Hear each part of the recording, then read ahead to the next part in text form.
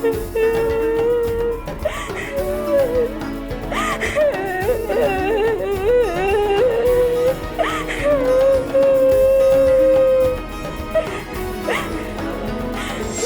berhubungan sama Yati kan, Mas? Kamu tega hianatin aku, Mas. Kamu masih berhubungan sama dia. Ini buktinya, Mas, lihat. Kacang amat sih lu. Tega banget, Mas. Kamu hianatin aku. Kamu lebih belain dia daripada aku, Mas. Bisik lu. Ganggu aja lu. Pemirsa yang dirahmati oleh Allah, ini jelas pelanggaran terhadap firman Allah, di mana Allah memerintahkan kepada kaum suami wa ashiruhunna bil ma'ruf. Pergaulilah istri-istrimu dengan cara yang baik, ma'ruf. Enggak boleh sampai di ayat yang lain wallati takhafuna nusyuzahunna.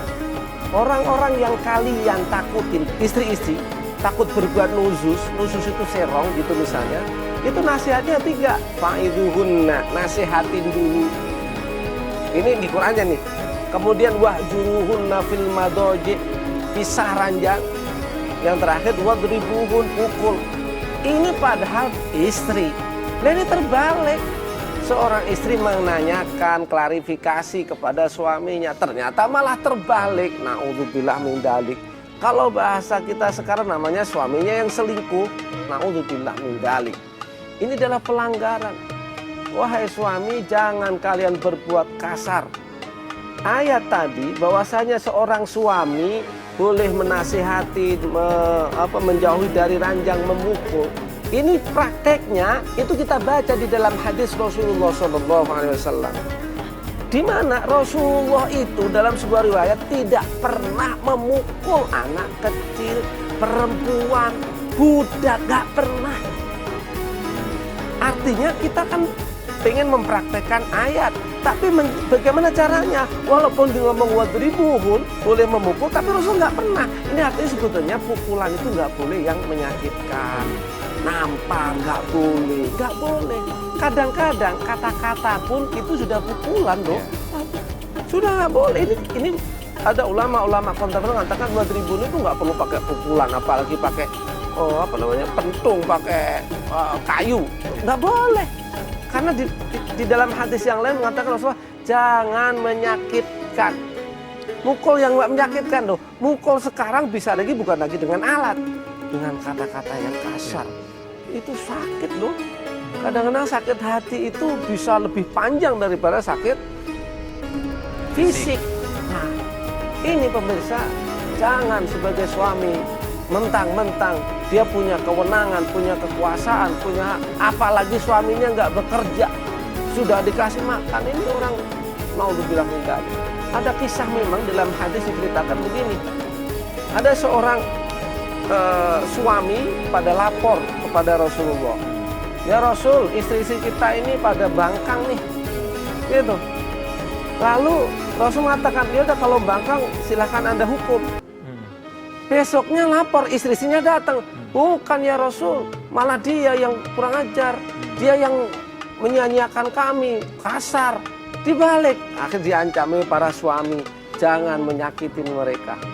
Bahkan hatinya mengatakan, masa iya orang yang biasa memuaskan nafsu kita, malah kita siksa. Naudzubillah min dzalik. Dilarang oleh agama. Itu. Nah, Pak Ustadz, ketika para istri mendapatkan penyiksaan seperti itu, kekerasan seperti itu, boleh melawan kekerasan yang sama nggak Pak Ustadz? Misalnya melawan, Nah, dilawan gitu. betul. Kalau ada kemungkaran, kita harus menghentikan. Ini konsepnya. Suami berbuat kasar, berbuat mungkar, kita hentikan.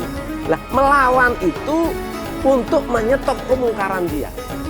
Kenapa dia mau berbuat jahat? Dia mau menampar. Ya kita stop. Tapi bukan lagi lebih kuat. Misalnya dalam contohnya istrinya jago silat misalnya, tertendang misalnya, yang enggak, penting di stop. Jangan sampai kemungkaran itu kita lahirkan kemungkaran berikutnya.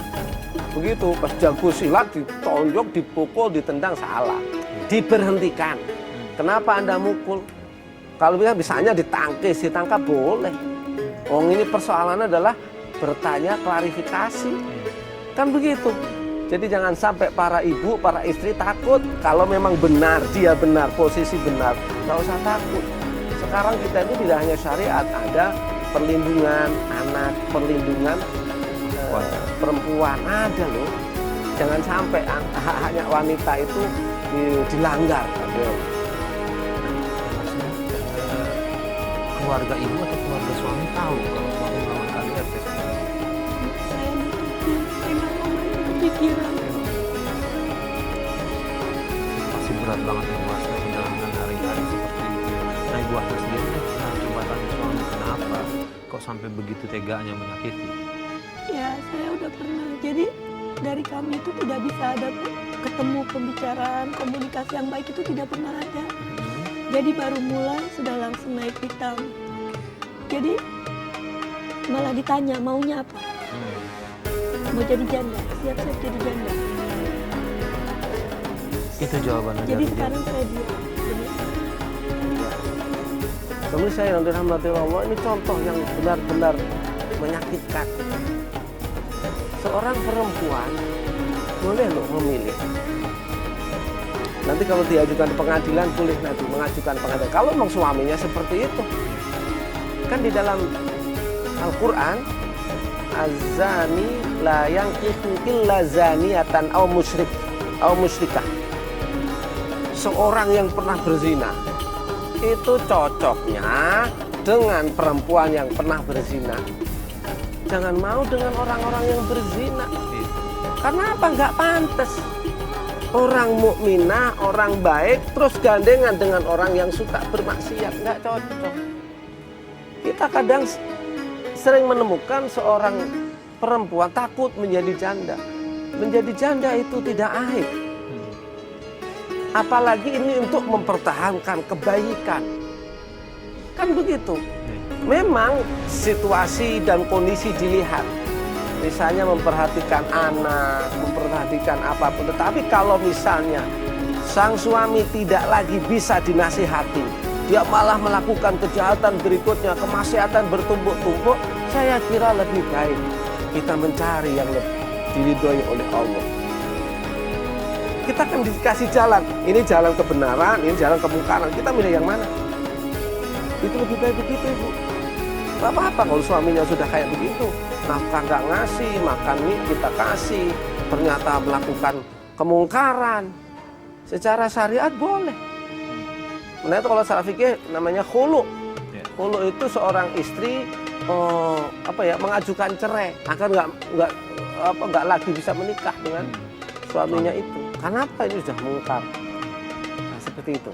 Nah, Bu Hasna punya putra putri berapa? 3. Mohon maaf, mereka menyaksikan ribut-ribut dari kecil. Lalu kemudian bagaimana sikap ayahnya sama anak-anak? Ya, suruh masuk kamar. Tapi mereka dengar. Terus, Dan mereka juga kan dengar kalau ada suara yang dilempar. ya Allah. Jadi trauma. Atau aku teriak-teriak Allahu Akbar astagfirullah juga kan pasti dengar. Masih ada nggak yang terbayang sama dari luasnya gitu yang ribut tentang apa gitu sampai anak ketakutan seperti itu? Iya, jadi kami lagi kumpul, saya lagi gendong si kecil, semua kan saya kerjain. Setelah 2 tahun itu kan saya menganggur, dia udah bekerja karena ada anaknya kecil kan. Saya lagi gendong dia, susunya habis. Saya minta tolong beliin susu. Tapi dia nggak terima, dia merasa suami laki-laki disuruh-suruh. Padahal maksud saya, tolonglah bantu apa gitu kalau di rumah. Nah ini kebetulan susu habis, yang tadi beliin susu. Akhirnya dia ngamuk,